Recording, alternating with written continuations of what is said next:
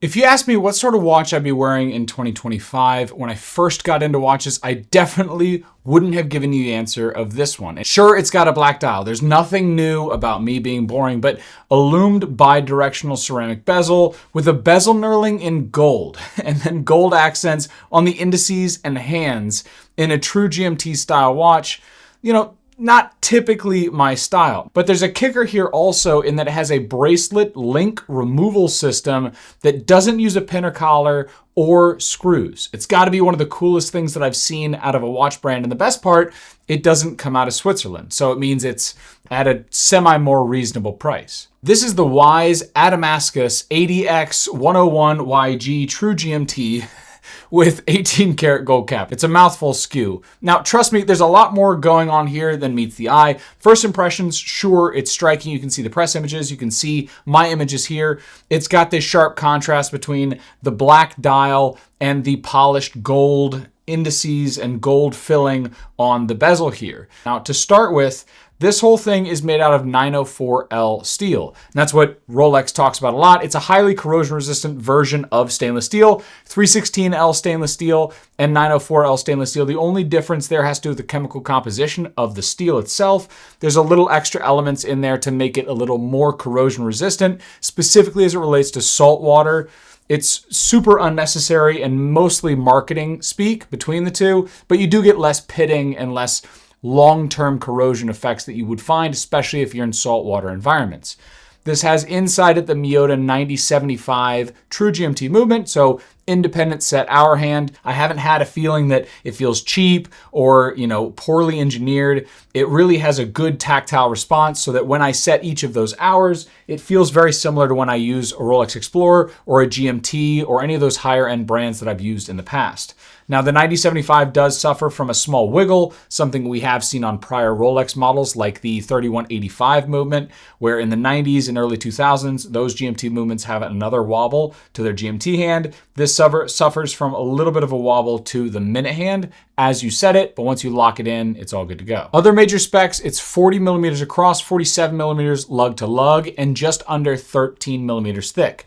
As I said, 904 stainless steel. You have a see-through case back on the back, sapphire crystal on the front with an AR inner coating. Doesn't say anything about an external AR coating, which I prefer because you can see micro scratches in that. And then it has a gold rotor, which I believe is also gold filled, not a solid gold rotor. That'd be far too expensive. Now, the price of this watch comes in at about $1,600. You can see the price here listed on the website. And that price can fluctuate if they give a discount. They have been known to do a lot of discounts, but the price will fluctuate and the discount will fluctuate based on the current price of gold.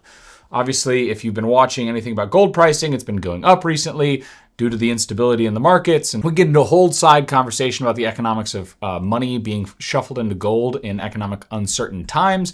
But the point is that you have a watch here that is at a decent price point. Now, these gold accents are obviously not solid gold, otherwise it'd be substantially more expensive.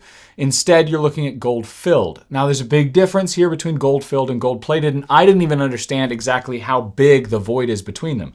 Gold plated is typically about 1 micron thick. So really, really thin.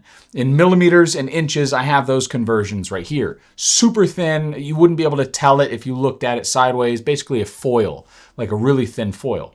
Now this is gold filled. Gold filled is 200 microns thick or 0.2 millimeters. You're at the point where you actually have a solid substance. If you were to make a flat sheet of it, it might be able to stand straight. This is 18 karat gold, which means you have a little more substance here if you have nicks or scratches. To the point where if you get a really deep scratch though, obviously you are gonna get down into the stainless steel. That's something that happens with anything that's gold filled. Now the dial here is this matte black, so it's not a lacquer finish. It has a soft texture to it. There is an internal rim here where they've got the 24-hour markers, which is, I think, really nice. If you actually do plan to track 3 time zones, where you set the hour hand to your local time, the GMT hand to your time at home, and then you rotate the bezel for the 3rd time zone. The problem with a normal GMT watch is your 3rd time zone requires you to remember your 2nd time zone, right? So you need to remember what it would be at in a normal sense, and then when you rotate the bezel, what it would be at now in that new location. Point is, I like the internal and external because you actually do have 3 true time zones. As I said before, the bezel and the indices are all lumed, as well as all the hands. They use an old radium Super Luminova X1. Old radium simply means it's got a creamy texture and color to it, but not that it is made of radium at all. It's not going to blind you, but it's consistent, clean, and legible. That tan finish, I think, actually blends really nicely with the gold. I didn't even notice that it was tan, which is how subtle that creamy color they added to the white, I think blends perfectly with those gold accents. Now, I want to highlight the bracelet here because I think this is another giant standout feature. It does ship with an FKM rubber strap as well, with these striations on the inside near the top of the strap, which is great for increased flexibility as soon as it starts to curve around your wrist. And I love that extra detail. In the bracelet here, you'll notice it has absolutely no screws, no pins, no nothing. So you have these flat sides all the way down. And so I had no idea how to adjust this thing when it came in. I looked at it and was wondering, what the heck am I supposed to do? It was sized a little big. It does have on-the-fly micro adjustment with a decent amount of range. Honestly, very similar to what you'd find on like a T-Fit clasp from Tudor. And it functions similarly as well. It's got a spring adjustment, so you pull it down and then slide it to where it needs to go and then lock it in. It is a little gritty as you slide it back and forth. It isn't as polished and refined as something like a $4,000 or $5,000, $10,000 watch. But again, you get what you pay for. It doesn't feel difficult. There's no play in it. There's no side-to-side racking issues. So it's a well-executed micro adjustment. But these links, getting these links out, I didn't know what the heck to do. And then I started like pulling and pressing. And then I noticed as I was pulling on it, it accidentally, like as I pulled on it, it slid out. And I was trying to figure out how the heck this is sliding out. And then I looked at their instructions. It says basically pull it to the right. And as you pull it to the right, you'll notice that it's got the spring adjustment that starts to let loose the links. And then you can actually take that loose link and slide it up or flip it up, right? So what that does is it allows you to relieve this end cap here so that then once it's out of the hole, you can swing it up, right? And so if I do the same thing again to another link, I can swing that one up. And then now as I slide out that and slide out that, I've removed a link to the watch. Now that has to be really the most innovative way of removing a link that I've seen. What I think is fantastic about it is the rod is still in place, so it holds it flush, it holds it flat, and then snapping that link in is just folding this link back out and snapping it in place. I just removed one link from this watch. Now, as someone who has sized watches all the time, because when I get something in for review, it typically isn't sized right. That has to be one of the coolest features I've seen on a watch. The only downside to this system is the fact that the links on any removable links have to be identically sized so that you can remove them and swap them in without any size difference. So typically your taper has to start in the first non-removable links and then switch down into a tapered or smaller version of the removable ones. This bracelet has no taper.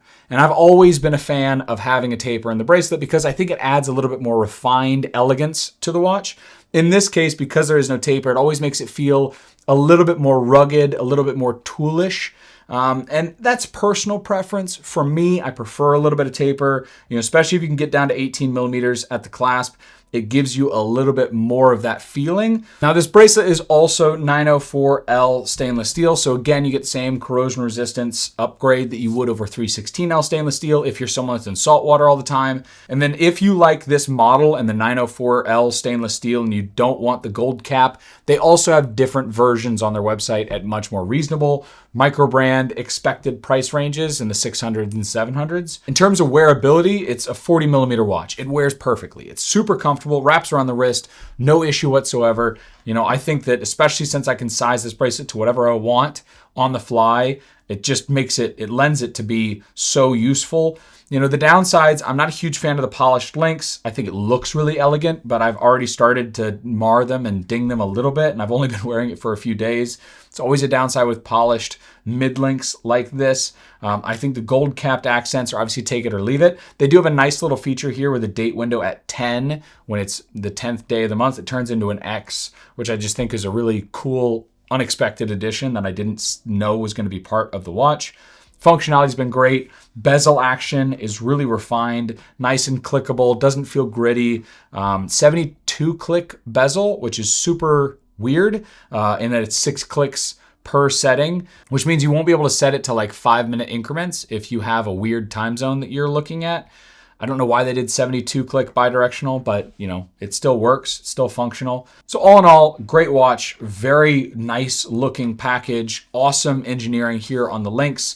I've been really impressed with what came in the mail. I'd seen a lot of reviews on Reddit of people liking this brand, which is why I agreed to take a look at it. So I have also been impressed. If you're out there looking for a watch like this, a true GMT watch, whether it's gold filled or the normal one, they have different variants on their website. Check them out. This is Wise. What do you guys think about it? Let me know in the comments down below, and I'll see you in the next one. Take care.